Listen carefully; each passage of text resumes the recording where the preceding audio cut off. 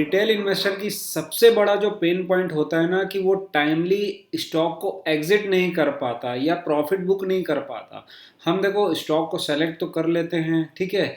उसके बाद हम स्क्रीन फिल्टर वगैरह लगा के वैल्यूएशन करके हम जम कर लेते हैं, बाय भी कर लेते हैं, लेकिन कब एग्जिट करना है, एग्जिट मतलब वो ऐसा चक्रव्यूह है, स्टॉक मार्केट ऐसे चक्रव्यूह में फंसा देता है कि ना हम प्रॉफिट बुक कर पाते हैं और ना ही हम एग्जिट ले पाते हैं अपने स्टॉक से। तो इस वीडियो में मैं एक केस स्टडी लूंगा कि टाइमली एग्जिट्स क्यों इम्पोर्टेंट है। आपने जो मतलब प्रॉफिट कमाया है उसको बुक करके आप बैंक में डालेंगे तभी तो वो आपका प्रॉफिट है। वो सिर्फ पेपर प्रॉफिट आपको दिख रहा है अगर कागजों में, और वो आप पूरा लूज कर जाएंगे तो वो किस काम का। तो देखिएगा फ्रेंड्स, और केस स्टडी में जिस भी कंपनी का नाम लूंगा वो कोई बाय सेल रिकमेंडेशन नहीं है। This video is only for education purpose. तो हम जिस कंपनी की आज हम बात करने वाले हैं वो है HBL इंजीनियरिंग लिमिटेड, ठीक है। अब देखो कंपनी में क्या चल रहा था, है ना। ये लगभग लगभग आप देखोगे तो यहाँ पे ऑलमोस्ट 31 जुलाई के आसपास, जुलाई अगस्त के आसपास इसने अपने पुराने बेस को तोड़ा, लॉन्ग टर्म बेस को, ऑलमोस्ट 1 ईयर 2 ईयर के आसपास का बहुत पुराने बेस को, ठीक है। हैवी वॉल्यूम्स के साथ बहुत अच्छा खासा प्राइस एक्शन देखने को मिला। तो मतलब कुछ ना कुछ चल रहा था। क्या चल रहा था कि कवच के ऑर्डर मिल रहे थे, कवच जो सिस्टम है वो सब कंपनीज को ऑर्डर मिल रहे थे, ऑर्डर बुक बहुत तेजी से बढ़ रही थी। फिर मार्केट देखा, अरे भाई इसकी ऑर्डर बुक बढ़ रही है, पैसा कमाने वाली है, प्रॉफिटेबिलिटी बढ़ने वाली है, तो सब के सब इंस्टीट्यूशन रिटेलर सब पहुंच गए भाई। अब अब क्या हुआ, मेन आज किस मुद्दे में, हम टाइमली एग्जिट। मैं डिटेल में सिंपल वैल्यूएशन एक्सरसाइज बताऊंगा, लास्ट तक जरूर देखिएगा, बहुत मजा आने वाला है, ताकि आपको इससे एग्जिट फ्रेमवर्क आपका क्लियर हो जाएगा। अब देखो कंपनी के पीक रिवेन्यू थे 130% से रिवेन्यू जंप हुआ है, वाई वाई आप कंपेयर करें, और नेट प्रॉफिटेबिलिटी कंपेयर करें तो 400% जंप हुई है। उसके बाद भी मतलब स्टॉक ने परफॉर्म क्यों नहीं किया, क्यों? क्योंकि market is a discounting machine. Market आगे का देखता है, आगे का सोचता है मार्केट। तो अभी क्या हुआ, जैसे इनका 1800 करोड़ के आसपास पूरा फुल रेवेन्यू आ गया H1 में, और कितने प्रॉफिटेबिलिटी आ गई 522 करोड़ की। अब इनका पुराना हम देखते हैं, बैट मार्जिन कितने की आई 30% के आसपास की, और ऑपरेटिंग मार्जिन 44% की। अब पुरानी हिस्ट्री जाके देखें हम तो लगभग लगभग आप देखोगे इसकी जो ऑपरेटिंग मार्जिन थी वो 20% पीक चल रही थी, ठीक है। लास्ट क्वार्टर में 30%, फिर अभी 44%। और अब पैट मार्जिन आप देखोगे इनके पुराने जितने भी 2-3 साल का आप डाटा निकाल के देखोगे 22-23 के बाद से, तो लगभग 14% के आसपास एवरेज पैट मार्जिन आ रही हैं इसकी, ठीक है। अब देखो इतने अच्छे नंबर्स आने के बाद भी मार्केट ने इसको रिवॉर्ड नहीं किया। मैनेजमेंट आके खुद बोल रहा है ना। मैनेजमेंट ने क्या बोला कि management explicitly caution that Q2's exceptional performance may not be indicative of future results. मतलब क्या, ये आने वाले 2-3 साल तक मतलब इस क्वार्टर के जैसे मतलब रिजल्ट एक्सपेक्ट नहीं कर रहे हैं। देखो स्टेटमेंट दिया मैनेजमेंट ने, the companies management has stated the Q2 exceptionally good but they do not expect any such results in any single quarter in the next few years। मतलब आने वाले 2-3-4 साल से तक वो ऐसा क्वार्टर एक्सपेक्ट नहीं कर रहे हैं। और they also noted FY26 as a whole would be an exceptional year. मतलब क्या, जितना सोचा था उससे अच्छा ही मतलब इनका आने वाला है FY26 का नंबर। उसके बाद यहाँ से ये वैसा ग्रोथ एक्सपेक्ट नहीं कर रहे हैं। अब नंबर्स में बात करते हैं। नंबर्स में कैसे, जैसे लगभग लगभग रेवेन्यू इसका 1800 करोड़ के आसपास आ गया, 522 करोड़ इसका पूरे H1 FY26 में आ गया। अब क्या है कि इन्होंने जो गाइडेंस दिया था, मैं गाइडेंस की एक बार गाइडेंस भी आपको दिखा देता हूँ कि ये क्या गाइड किए थे इन्होंने। हाँ, FY26 में इन्होंने बोला था कि रेवेन्यू इनका अराउंड अराउंड 3000 करोड़ के आसपास जाएगा, और मार्जिन जो रहेगी 20% के आसपास ही रहेगी ऑपरेटिंग मार्जिन, ठीक है। एक्सेप्शनल 44% बस एक ही बार आई है। और उसके बाद फिर FY27 में भी गाइड कर रहा है कि 20% से बढ़ेगा रिवेन्यू, मतलब 3600 करोड़ के आसपास। अब सिंपल सा वैल्यूएशन एक्सरसाइज दिखाता हूँ मैं आपको। देखो H1 FY26 में पैट आ गया 532 करोड़ का, 2 क्वार्टर का मिला के 1800 करोड़ करीब रिवेन्यू हो गया, है ना। आई आई होप क्लियर है यहाँ तक वीडियो आपको। उसके बाद H2 में मतलब वो 3000 करोड़ का टोटल बोल रही है रिवेन्यू करेगी, तो 1200 करोड़ का जो रिवेन्यू है उसमें से हम 14% मान के चल रहे हैं पैट मार्जिन, क्योंकि कंपनी मैनेजमेंट ने खुद आके मतलब स्टेटमेंट दे दिया कि एक्सेप्शनल था, ऐसा कोई भी क्वार्टर में आप एक्सपेक्ट ना करें।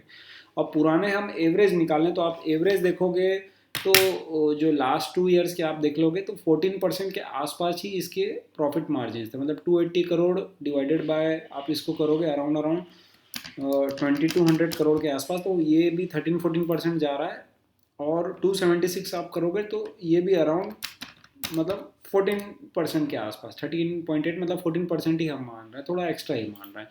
तो 14% के हिसाब से 170 करोड़ ये और कर सकती है H2 में, तो टोटल कितना हो जाएगा इसका पैट 700 करोड़ के आसपास, ठीक है। अब देखो, अब क्या हुआ था कि रिजल्ट आने से पहले इसकी पी जो है बहुत एक्सेप्शनली हाई हो गई थी, ठीक है। एक्सेप्शनली हाई मतलब 70-80 के अबाउ, जैसे ही पी आया जैसे ही प्रॉफिटेबिलिटी जंप हुई पी एकदम से फॉल हुई। तो इसका जो मीडियन पी है 3 साल का 5 साल का वो 40-45 के बीच में ही राउंड कर रहा है, 50 to 40 के बीच में ही, ठीक है। तो 40 के आसपास हम अगर एकदम सेफ साइड होके माने कि सस्टेनेबल, जैसे इसकी 30 एक 30 से 50 का रेंज हम माने, 40 मीडियन है अगर, तो मीडियन पी मैं यहाँ मान के चल रहा हूँ 40 का है, ठीक है। बेस केस सिनेरियो में आपको बता रहा हूँ। FY26 में 700 करोड़ का पूरा पैट करती है, तो मार्केट कैप कितना आता है 28,000 करोड़ करके, ठीक है। 28,000 मार्केट कैप इसका आता है, और डिवाइडेड बाय 28 करोड़ शेयर है इसके अभी टोटल अगर कंपनी के, तो प्राइस कितना आ जा रहा है, प्राइस कितना आ जा रहा है 1000 के आसपास, है ना।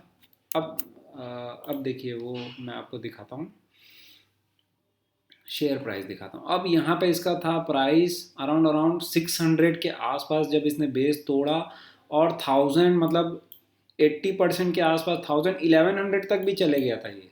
तो ये तो इसने ऐसे ही टच कर दिया विद इन 2-3 मंथ्स, है ना। 1000 रुपीज़ जो FY26 का अगर पूरा ये बिजनेस करती है, प्रॉफिटेबिलिटी जितना भी कमाती है 700 करोड़ के आसपास जो मैंने दिखाया एक्सरसाइज करके, उसको मार्केट ने अभी डिस्काउंट कर लिया, मतलब 1000 रुपये इसका शेयर प्राइस तो अभी ले गया, अब कुछ जूस बचा ही नहीं है। तो ये हमको रिटेल इन्वेस्टर्स को समझना पड़ेगा, सिंपल सा एक्सरसाइज है।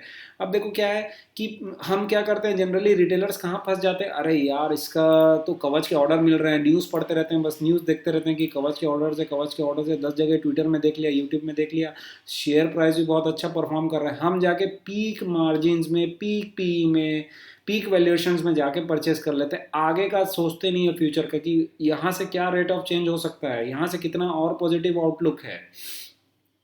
तो यहाँ पे हम अगर इस पीक मार्जिन में ये जो सस्टेनेबल नहीं है 44% में पीक पी में आके हम इन्वेस्ट कर लेंगे, उसके बाद फिर हम बैठे रहेंगे साइडवेज मार्केट में, हम साल 2 साल घूमते रहेंगे, या डाउन ट्रेंड में चले जाएगा हमारा स्टॉक, तो हम एग्जिट नहीं कर पाएंगे, हम बोलेंगे अब और एवरेज डाउन करेंगे हम।